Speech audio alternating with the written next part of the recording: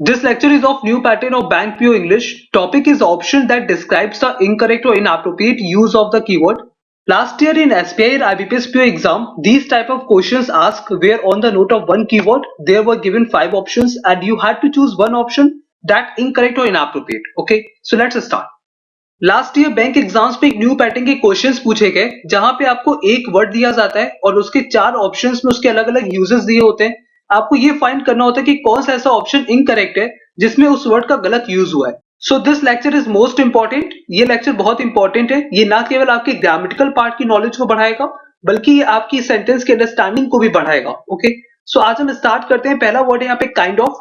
Kind of के यहाँ पे 4 डिफरेंट यूजेस दिए हुए हैं। सबसे पहले हम ये समझते हैं कि काइंड ऑफ को हम कैसे यूज करते हैं सेंटेंसेस में। सो काइंड ऑफ का किसी भी सेंटेंस में किस तरह से यूज किया जाता है इसको पहले जान लेते हैं।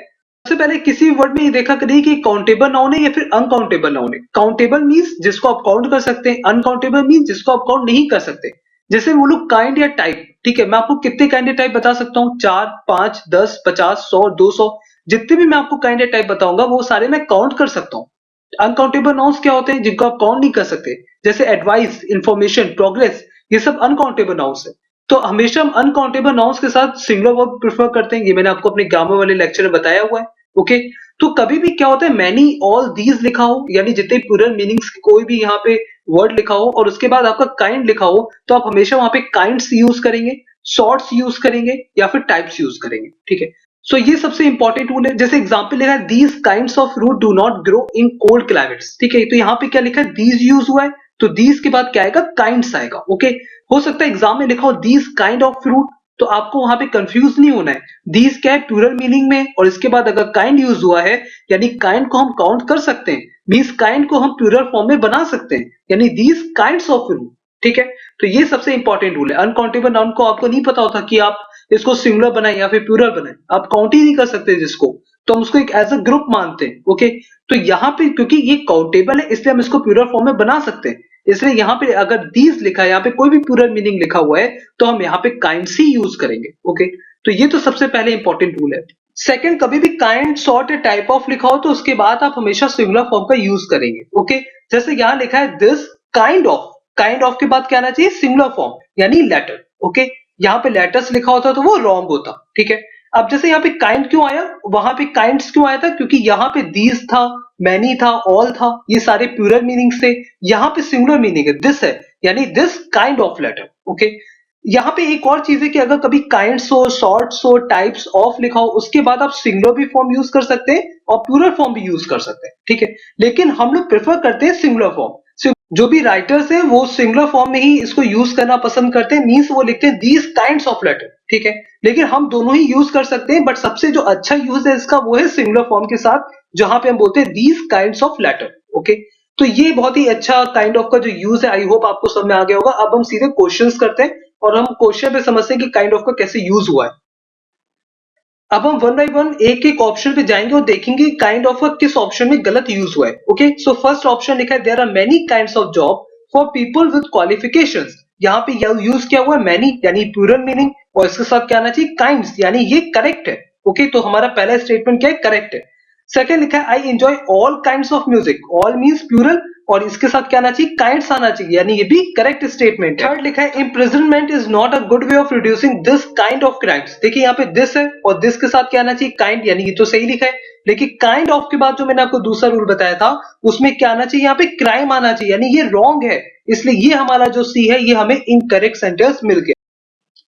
Next is imprisonment is not a good way of reducing these kinds of crimes। देखिए यहाँ पे क्या लिखा है, these और इसके साथ क्या आना चाहिए, kinds, यानी ये तो सही लिखा है, लेकिन kinds of के बाद मैंने आपको बताया था कि या तो सिंगुलर फॉर्म यूज करते हैं या फिर प्लूरल फॉर्म यूज कर सकते हैं। तो यहाँ पे क्या है, यहाँ पे प्लूरल फॉर्म यूज हुई यानी करेक्ट स्टेटमेंट है। हम ये प्लूरल फॉर्म भी यूज कर सकते हैं इसके साथ, तो ये हमारा करेक्ट स्टेटमेंट है, यानी हमारा जो आंसर होगा वो क्या होगा, C. Okay, next word is some. सबसे पहले हम समझते हैं कि सम का हम किसी सेंटेंस में किस तरह से यूज करते हैं, उसके बाद फिर हम इन ऑप्शंस को देखेंगे कि कौन सा ऑप्शन है जो इसमें रॉन्ग है। ओके, तो सर्टेन और सम जो है इनके यूजेस में काफी सारे कंफ्यूजन होते हैं कि सर्टेन का कहां पे यूज करना चाहिए और सम का कहां पे यूज करना चाहिए।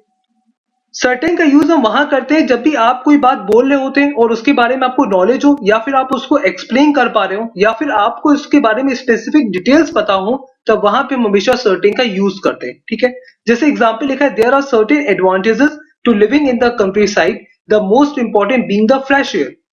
कंट्री साइड में रहने के कुछ एडवांटेजेस हैं, सबसे इंपॉर्टेंट वहां की फ्रेश एयर। तो मैंने यहाँ पे आपको डिटेल दी, मुझे इसके बारे में नॉलेज थी, मैंने आपको उसकी डिटेल दी, तो यहाँ पे मैंने सर्टेन का यूज करा। ओके, सम का यूज हम कहाँ पे करते हैं, जब भी आप किसी चीज के बारे में डिटेल नहीं देना चाहते, या फिर आपको उस चीज के बारे में नॉलेज नहीं होती, या फिर आपको उस चीज के बारे में कुछ सोचना जरूरी नहीं समझते, तब वहां पे हम सम का यूज करते हैं। जैसे मैंने बोला, in the end he sold it to some second hand car dealer, means at last उसने वो सेकेंड हैंड कार डीलर को बेच दी। मीन्स मैंने यहाँ पे कोई डिटेल नहीं दी, या फिर मैं वो डिटेल आपको देना नहीं चाहता कि उसने किसको बेच दी।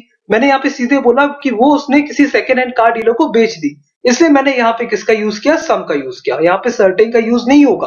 ओके, तो हम क्वेश्चन करते हो, देखते हैं कि सम का यूज किस ऑप्शन हुआ है। पहला लिखा है, just suppose for some reason that there was suddenly a shortage of oil. मतलब हमें यहाँ पे कोई रीजन नहीं बताया गया, ना यहाँ पे हमें कोई डिटेल दी गई है कि ऑयल की शॉर्टेज सडनली क्यों हुई थी। इसका मतलब यहाँ पे सम का यूज हमारा क्या है, करेक्ट है। ओके, सेकंड लिखा है, every creature must have some way of protecting itself. यहाँ पे कोई डिटेल नहीं दी गई, सिर्फ ये कहा गया कि कुछ वे होगा उनका खुद को प्रोटेक्ट करने का।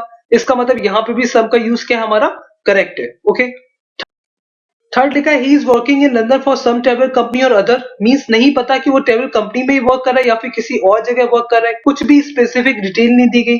इसका मतलब यहाँ पे भी सम का यूज क्या है, हमारा करेक्ट है। Okay, under some certain circumstances such as war food has to be ration. ठीक है, यानी यहाँ पे बोला जा रहा है कि कुछ हालात जैसे वॉर, यानी मैंने यहाँ पे आपको डिटेल दी, मींस यहाँ पे किस चीज का यूज होना चाहिए, सर्टेन का यूज होना चाहिए। यहाँ पे सम का यूज क्या है, रॉन्ग है, इसलिए हमारा ये सेंटेंस जो है वो इनकरेक्ट है। ओके, यानी बाकी के तीनों हमारे करेक्ट थे, फोर्थ हमारा जो है वो इनकरेक्ट है। तो ये थे सम और सर्टेन के कहां पे आपको कैसे यूज करना चाहिए। Okay, next word is change. अब हम समझते हैं कि चेंज का हमें इस सेंटेंस में कैसे यूज करना चाहिए। तो दो सबसे इंपॉर्टेंट है इसमें, एक है चेंज ऑफ और एक है चेंज इन। ठीक है, तो देखो चेंज ऑफ और चेंज इन का कब यूज करते हैं। चेंज ऑफ का यूज आप जब करते हैं जब आपका मतलब होता है कि कोई पर्सन या कोई चीज अब रिप्लेस हो चुकी है। जैसे एग्जाम्पल है, what the country needs is a change of government. मतलब कंट्री को जिस चीज की जरूरत है वो है गवर्नमेंट चेंज होने की। तो यहाँ पे गवर्नमेंट जो होती है वो रिप्लेस करती है, यानी यहाँ पे हम किस चीज का यूज करेंगे, चेंज ऑफ का। यहाँ पे हम चेंज इन का यूज नहीं करेंगे। ठीक है, सेकंड लिखा है, चेंज इन का कहाँ पे यूज करते हैं, जब भी आपका मतलब होता है कि कोई पर्सन या कोई चीज दूसरे वे में डिफरेंट है, यहाँ पे आप चेंज इन का यूज करते हैं, यानी यहाँ पे रिप्लेसमेंट ना हो। जैसे लिखा है, the prime minister has made several changes in the government. मतलब गवर्नमेंट में कुछ चेंजेस करे हैं प्राइम मिनिस्टर ने। मतलब पूरी गवर्नमेंट चेंज नहीं करी है, पूरी गवर्नमेंट को रिप्लेस नहीं करा है, पूरी गवर्नमेंट में कुछ चेंजेस करें, यानी यहाँ पे हम किस चीज का यूज करेंगे, चेंज इन का यूज करेंगे। ओके, तो ये होते हैं चेंज ऑफ और चेंज इन का कैसे यूज करना चाहिए। अब हम सीधे क्वेश्चन पे चलते हैं। First option is, we can reduce the unemployment rate with a change in the economy. मतलब इकोनॉमी में कुछ चेंज करके अनएम्प्लॉयमेंट रेट को रिड्यूस करा जा सकता है। ओके, तो यहाँ पे हम कुछ चेंजेस की बात कर रहे हैं, हम यहाँ पे रिप्लेसमेंट की बात नहीं कर रहे हैं। इसका मतलब हमारा जो यहाँ पे चेंज इनका यूज है वो करेक्ट है। ओके, तो ये हमारा फर्स्ट स्टेटमेंट करेक्ट है। सेकंड लिखा, I am disappointed by all the changes in USA. Means यहाँ भी चेंजेस की बात हो रही है, यहाँ पे रिप्लेसमेंट की बात नहीं हो रही है, यानी यहाँ पे भी चेंज इनका जो यूज है वो करेक्ट है। ओके, थर्ड लिखा है, what's the country needs is a change in government. अब ये हमने अभी पढ़ा था, ये एग्जाम्पल में पढ़ा था। तो गवर्नमेंट जो होती है हमेशा रिप्लेस करती है एक दूसरे को। ठीक है, आज कोई गवर्नमेंट है, कल कोई दूसरी गवर्नमेंट आएगी, यानी यहाँ पे क्या आना चाहिए, चेंज ऑफ गवर्नमेंट, यानी ये हमारा जो है वो रॉन्ग स्टेटमेंट है। ओके, यानी हमें इनकरेक्ट स्टेटमेंट मिल गया। He composed a poem about the change of the seasons. Seasons क्या होते हैं, एक दूसरे को रिप्लेस करते चलते हैं, इसलिए यहाँ पे क्या आना चाहिए, चेंज ऑफ। सीजंस में चेंज नहीं होता, एक पर्टिकुलर सीजन में चेंज नहीं होता। सीजंस क्या होते हैं, एक दूसरे को रिप्लेस करते चलते हैं। आज एक सीजन है, कल दूसरा सीजन होगा, तो वहां पे क्या होगा, चेंज ऑफ का यूज होगा, यानी ये भी हमारा करेक्ट है। हमारा रॉन्ग क्या था, थर्ड। ओके, तो ये हमारा जो था वो रॉन्ग था। Next word is number. अब हम समझते हैं कि नंबर को हमें सेंटेंस में कैसे यूज करना चाहिए। The number and are number बहुत ही इंपॉर्टेंट है एग्जाम पॉइंट ऑफ व्यू से। आपको सिर्फ एक बात का ध्यान रखना है कि द नंबर कभी भी लिखा होगा तो द नंबर जो होता है वो सेंटेंस को डेफिनेट कर देता है। मींस द नंबर के साथ आप हमेशा सिंगुलर वर्ब का यूज करेंगे। कभी भी द नंबर लिखा होगा तो आप क्या यूज करेंगे, सिंगुलर वर्ब। और कभी आ नंबर लिखा होगा तो आप हमेशा प्लूरल वर्ब यूज करेंगे। जैसे एग्जाम्पल में लिखा है, the number of people lined up for tickets was 400। तो देखो यहाँ लिखा था द नंबर ऑफ पीपल, मतलब इसने पूरे सेंटेंस को डेफिनेट कर दिया, यानी यहाँ पे क्या आएगा हमारा सिंगुलर वर्ब यानी वॉज, यहाँ पे वर नहीं आएगी, यहाँ वॉज आएगा। सेकंड लिखा है number of students are absent, यानी आ नंबर लिखा है, यानी हमारा क्या बनेगा, ये प्लूरल फॉर्म बनेगा, यानी आ number of students are absent. Okay, तो ये बहुत ही इंपॉर्टेंट है कि द नंबर के साथ आपको क्या यूज करना है, सिंगुलर वर्ब, और आर नंबर के साथ आपको यूज करना है प्लूरल वर्ब। ओके, अब हम इस बेस पे क्वेश्चन करते हैं। तो पहला ऑप्शन लिखा है the number of heavy smokers is decreasing. मैंने आपको बताया कभी भी द नंबर आपको दिखेगा, the number of heavy smokers means singular verb, यानी यहाँ पे क्या लिखा है इज, यानी ये हमारा करेक्ट स्टेटमेंट है। ओके, सेकंड लिखा है large number of cars were parked outside the school. मैंने बताया कभी भी आर नंबर ऑफ लिखा होगा, तो देखो यहाँ पे लिखा है are large number of cars were, यानी आर नंबर के साथ क्या लगेगा, प्लूरल फॉर्म, यानी ये भी हमारा करेक्ट स्टेटमेंट है। थर्ड लिखा है the number of people we need to hire is 10। मैंने लिखा द नंबर हमेशा जब भी लगा होता है वो डेफिनेट कर देता है पूरे सेंटेंस को, तो द नंबर के साथ आपका क्या आएगा, सिंगुलर वर्ब, यानी the number of people we need to hire is 10, यानी ये भी हमारा करेक्ट स्टेटमेंट है। फोर्थ लिखा है a number of people has written in about this subject. मैंने बताया था आ नंबर के साथ क्या लगता है, प्लूरल फॉर्म, यानी यहाँ पे क्या आना चाहिए था, हैव आना चाहिए था, ये हमारा क्या है, रॉन्ग स्टेटमेंट है। ओके, तो इस तरह से हमारा जो आंसर होगा वो क्या होगा, डी। इस बेस पे लास्ट ईयर इतनी एरर्स आई थी नंबर पे, इसलिए बहुत ही इंपॉर्टेंट है। Next word is quite, and quite is most important word. कभी भी कंपैरेटिव फॉर्म के पहले क्वाइट लगाओ तो वो रॉन्ग होता है, आप हमेशा वहां पे rather, slightly, somewhat, a bit, a little use कर सकते हैं, बट क्वाइट यूज नहीं कर सकते। कंपैरेटिव फॉर्म मतलब जैसे टॉलर, स्मॉलर, बिगर, ये सब कंपैरेटिव फॉर्म है, कभी भी लिखे हो उसके पहले कभी भी क्वाइट लिखा हो यानी वो रॉन्ग हो जाता है। आपको हमेशा वहां पे क्या यूज कर सकते हैं, rather, slightly, somewhat, a bit, a little, ये सब यूज कर सकते हैं, बट क्वाइट यूज नहीं कर सकते। बहुत ही इंपॉर्टेंट है, एरर पॉइंट ऑफ व्यू से भी बहुत ही इंपॉर्टेंट है। ओके, सेकंड, कभी भी quite much, quite many, quite more नहीं होता, हमेशा आप लिखते हैं क्वाइट अ लॉट ऑफ, ये करेक्ट एक्सप्रेशन होता है, ना कि क्वाइट मच या क्वाइट मोर। ओके, तो ये आपको दो बातें याद रखनी है। अब हम सीधे क्वेश्चन पे चलते हैं। तो पहला ऑप्शन लिखा है there are quite many foreign students in India. मैंने आपको क्या बताया, अभी भी बताया कि क्वाइट मेनी यूज नहीं करते, आप वहां पे यूज करते क्वाइट अ लॉट ऑफ। तो हम यहाँ पे क्या यूज करेंगे, there are quite a lot of foreign students in India.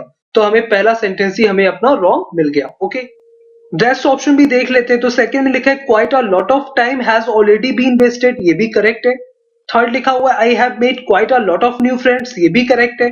ठीक है, फोर्थ लिखा he has quite a lot of knowledge in this field, ये भी करेक्ट है। तो मतलब कुल मिला के जो हमने क्वाइट का रूल पढ़ा उसमें ये कुछ इंपॉर्टेंट रूल्स थे, और इसमें हमारा जो रॉन्ग स्टेटमेंट था वो था ए। ओके, ये कुछ वर्ड्स थे जो एग्जाम पॉइंट ऑफ व्यू से बहुत इंपॉर्टेंट थे। नेक्स्ट लेक्चर में हम कुछ और न्यू वर्ड सीखेंगे जो एग्जाम पॉइंट ऑफ व्यू से इंपॉर्टेंट होंगे। अगर आपको हमारा एफर्ट अच्छा लगता है तो लाइक करिए और कमेंट करके बताइए कि आपको हमारी वीडियोस कैसी लगती हैं। ना सोचिए कि इतने लाइक्स और इतने कमेंट्स में आपके एक लाइक और एक कमेंट की क्या वैल्यू होगी, वो हमारे लिए बहुत वैल्यू रखता है। आपका एक लाइक और एक कमेंट हमारे वर्क को अप्रिशिएट करता है, तो प्लीज हमें लाइक और कमेंट जरूर करा करिए। एंड आप जहां भी शेयर कर सकते हैं प्लीज शेयर करिए, अपने फ्रेंड्स के साथ शेयर करिए। एंड अगर आपने सब्सक्राइब नहीं किया है तो आप सब्सक्राइब करिए, जिससे कि आपके पास मेरी न्यू वीडियोस के नोटिफिकेशंस आए और आपसे कोई वीडियो मिस ना हो। Okay, so now we will meet in next video. Have a very nice day.